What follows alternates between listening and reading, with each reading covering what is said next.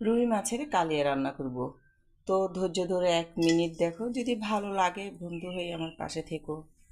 তো বন্ধুরা, যেভাবে মাছটা রান্না করব, প্রথমেই দিয়ে দিয়েছি এলাচ, দারুচিনি, লবঙ্গ, আর মাছটাকে আমি ভেজে রেখেছি আগে থেকেই। দেখো, ভেজে রেখেছি। দিয়ে দিচ্ছি পেঁয়াজ কুচি, দিয়ে দিচ্ছি আদা রসুন বাটা 1 চামচ। পেঁয়াজটাকে একটু কষিয়ে নিয়েছি। এখন দিয়ে দিচ্ছি মরিচের গুঁড়া, দিয়ে দিচ্ছি হলুদের গুঁড়া, ধনে গুঁড়া, দিয়ে দিচ্ছি গ্রেট করা টমেটো। কষানো হয়ে গেছে, দিয়ে দিচ্ছি পরিমাণ মতো লবণ। এখন দিয়ে দিব মাছগুলো।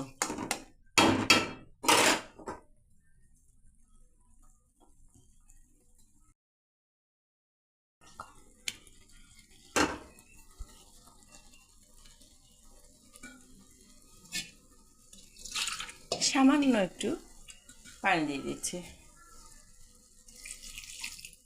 দেখা, সবার শেষে দিয়ে দিচ্ছি জিরা গুঁড়া, দিয়ে দিচ্ছি ধনে পাতা কুচি। আমার রান্নাটা হয়ে গেছে।